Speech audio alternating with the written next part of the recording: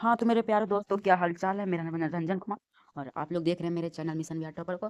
तो आज हम लोग बात करेंगे class 10th Bihar board centre exam, जो कि मैंने ऑब्जेक्टिव क्वेश्चन खुद से टाइप किया और ये ऑब्जेक्टिव क्वेश्चन 100% मैं लिख के कर रहा हूँ। ये 100% भिड़ेगा, ये 100% भिड़ेगा।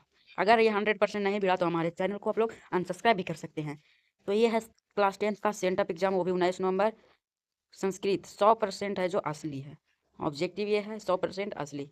तो आइए अब हम लोग पढ़ेंगे। बोलता ईर्ष्या और असहिष्णुता किसे उत्पन्न करती है। तो ईर्ष्या यानी जलन, असहिष्णुता यानी सहने की क्षमता कम होती है। तो ये किसको उत्पन्न करती है, तो अशांति को उत्पन्न करती है। फिर पढ़ेंगे मंगलम पाठ में कितने मंत्र है। तो मंगलम पाठ में मंत्रों की संख्या 5 है।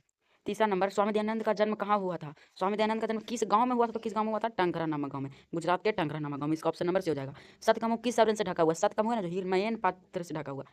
इसका ऑप्शन नंबर ए हो जाएगा सही। आर्य समाज नामक संस्था का स्थापना कब हुई। इसका स्थापना हुआ था 1875 ईस्वी को। फिर पढ़ेंगे मेगास्थनीज पटना किसके शासन काल में यानी समय में आया। तो ये चंद्रगुप्त मौर्य के समय में आया। तो अब हम लोग पढ़ने वाले हैं 7वां नंबर क्वेश्चन। पहले शिष्य वेदारंभ कहाँ करते थे। पहले पहले होते हैं ना, जो ट्यूशन या स्कूल में करते थे, यानी गुरुगृह, गुरु के घर में करते थे, विद्यालय में गुरु के घर में करते थे। अब बोलता है पाटल पुष्पों की पुतलिका रचना के आधार पर पटना का कौन सा नाम है। पाटल पुष्प यानी क्या, पाटल पुष्प यानी क्या हुआ, पाटलिपुत्र। ऑप्शन नंबर सी हो जाएगा। अब हम लोग पढ़ेंगे 9वां नंबर। पानी ग्रहण किस संस्कार के अंतर्गत आता है। तो पानी ग्रहण ना, जो विवाह संस्कार के अंतर्गत आता है, इसको याद रखिएगा। पटना में कौमुदी महोत्सव कब मनाया जाता है। पटना में कौमुदी महोत्सव मनाया जाता है ना, गुप्त वंश के शासनकाल। और ऋतु पूछेगा तो शरद ऋतु में। गांधी दर्शन से प्रभावित रचना कौन सी है। जो गांधी दर्शन से प्रभावित होकर सत्याग्रह गीता की रचना की थी। फिर बोलता है पाटलिपुत्र पटना के नाम से कब प्रसिद्ध हुआ। तो पाटलिपुत्र पटना के नाम से मध्यकाल में प्रसिद्ध हुआ था, मध्यकाल में। ऑप्शन नंबर बी हो जाएगा। ऑप्शन नंबर इसका बी हो जाएगा। फिर पढ़ेंगे विशाल संस्कृत साहित्य किसके द्वारा संवर्षित संवर्षित है।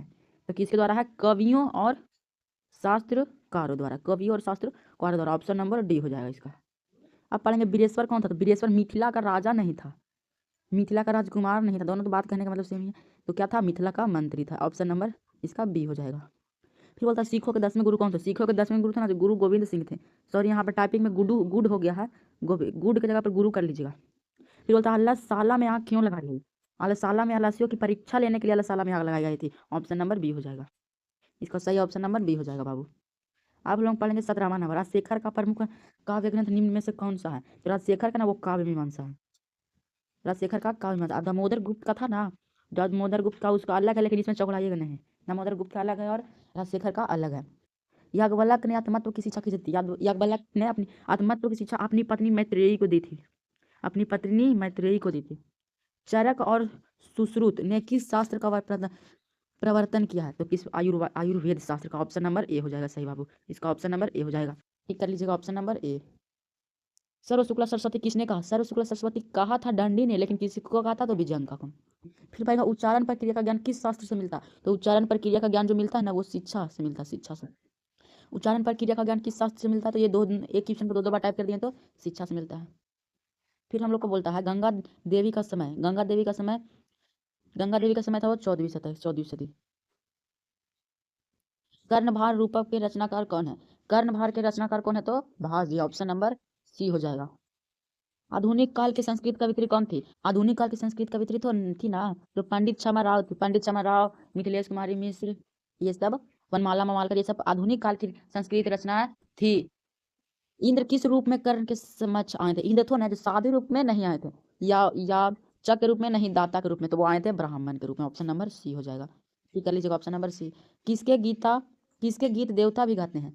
किसके गीत देवता गाते हैं, तो भारत के गीत है ना, जो देवता गाते हैं। फिर हम लोग पढ़ने कर्ण ने शक्र को चौथी बार क्या दिया था। कर्ण ने शक्र को चौथी बार सोना देने का वादा किया था। क्या देने का वादा किया था, सोना देने का वादा किया था। प्राचीन संस्कृति की पहचान किससे होती है। जो प्राचीन संस्कृति की पहचान है ना, वो संस्कारों से होती है बाबू। ऑप्शन नंबर बी हो जाएगा। टिक कर लीजिएगा, ऑप्शन नंबर बी। लोभ के दुष्परिणाम का वर्णन किस पाठ में। तो लोभ का दुष्परिणाम का वर्णन व्याघ्रपति कथा पाठ में है। व्याघ्रपति कथा पाठ में लोभ के कारण ही ना मारा जाता है पथिक। सीमंतो नयनम किस प्रकार का संस्कार है। सीमंतो नयनम ना जन्मपूर्व संस्कार है, और जन्मपूर्व संस्कार होता है 3। गर्भधानम पुंसवनम सीमंतो नयनम। सीमंतो नयनम स्त्री को, गर्भवती महिला को खुश करने का। व्याघ्रपति कथा पाठ में दाता कौन है। तो व्याघ्रपति कथा पाठ में दाता का मतलब होता है देने वाला। देने वाला, दाता का मतलब होता है देने वाला। तो देने वाला कौन था, तो भाग था। ऑप्शन नंबर ए मार लीजिएगा। ऑप्शन नंबर इसका हो जाएगा ए। अब होगा प्राचीन काल में शिष्यों को क्या कहा जाता था? प्राचीन काल में शिष्यों को ब्रह्मचारी कहा जाता है। ये क्वेश्चन पूछेगा बोर्ड में, ये VVI है, इसको VVI कर लीजिएगा, ये क्वेश्चन पूछने वाला है। फिर कहता है दलित ग्रामवासी पुरुष की कथा क्या कथा है? तो दलित ग्रामवासी कथा ना होता कर्मवीर कथा, कर्मवीर कथा, बहुत गरीब छोटा बालक का कथा है। नीतिश्लोका पाठ किस ग्रंथ से लिया गया है? तो नीतिश्लोक पाठ है ना, तो विदुर नीति से लिया गया है। किससे? विदुर नीति से। ऑप्शन नंबर ए हो जाएगा, टिक कर लीजिएगा। फिर बोलता है स्त्री प्रत्ययों की संख्या कितनी होती है? स्त्री प्रत्ययों की संख्या 10 होती है। ये बोर्ड में भिड़ेगा बाबू, 100% बोर्ड में ये भिड़ने का चांस है, इस बार भिड़ सकता है। स्वामी दयानंद के बचपन का नाम क्या था? स्वामी दयानंद के बचपन का नाम था मूल शंकर। मूल शंकर, ये हर इसमें ऑब्जेक्टिव डालते रहता है, इस बार भी डाल सकता है। किस पद में अव उपसर्ग है? इसमें इतना हल्का है अव, जैसे देखिए ये सब तो एक है आप, एक है अव, अवय है एगो अवी है, और यहाँ पर देखिए कासा, कासा का पहले क्या लगा हुआ? अव, यानी ऑप्शन नंबर ए हो जाएगा। इसका क्या हो जाएगा बाबू? Option number A, option number A हो जाएगा। मंदाकिनी वर्णम पाठ के कवि कौन है? मंदाकिनी वर्णम पाठ के कवि कौन है? तो वाल्मीकि जी है, ऑप्शन नंबर सी हो जाएगा इसका।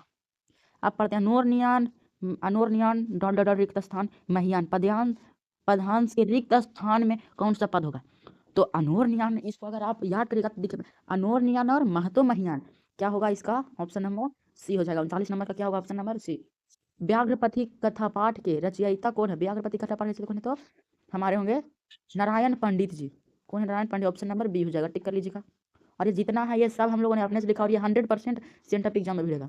व्याघ्रपति कथा पाठ के रचयिता कौन है? ये 2 बार हो गया टाइपिंग, सॉरी गलती हो ही जाता है, इसका हो जाएगा ऑप्शन नंबर बी।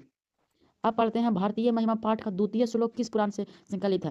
प्रथम तो है भागवत पुराण से, प्रथम विष्णु पुराण से है, और दूसरा भागवत पुराण से, ऑप्शन नंबर ए हो जाएगा इसका, टिक कर लीजिएगा, ऑप्शन नंबर ए। आप पढ़ेंगे कर्णस्य से दानवीरता पाठ किस ग्रंथ से लिया गया? कर्णस्य से दानवीरता पाठ कर्णभार नामक ग्रंथ से लिया गया है। सुलभ कौन है? देखिए अप्रिय बोलता है वो सुलभ नहीं, तो सतत प्रियवादी बोलता है वो सुलभ होता है, इसका हो जाएगा बी। फिर बोलता है न्याय दर्शन के प्रवर्तक कौन है? न्याय दर्शन के प्रवर्तन कौन है? तो गौतम है, ऑप्शन नंबर बी हो जाएगा। 45 नंबर बोलता है वनवास प्रसंग में राम सीता तथा लक्ष्मण के साथ कहाँ पहुंचे? तो कहाँ पहुंचे थे? चित्रकूट पर्वत, और चित्रकूट पर्वत पर ही कौन नदी बह रही थी? तो मंदाकिनी नदी। आर्यभट्टियम किसकी रचना है? आर्यभट्टियम है जो आर्यभट्ट की रचना है। आलस कथा पाठ की, आलस कथा पाठ है ना जो किससे है? तो पुरुष परीक्षा नामक ग्रंथ से संकलित है। फिर बोलता है मंगलम पाठ कहाँ से संकलित है? मंगलम पाठ उपनिषद संकलित, ऑप्शन नंबर सी हो जाएगा इसका। 49वां नंबर बोल रहा है भिक्खन टोला देखने कौन आया था? भिक्खन टोला कौन देखने आया था? तो अध्यापक यानी शिक्षक।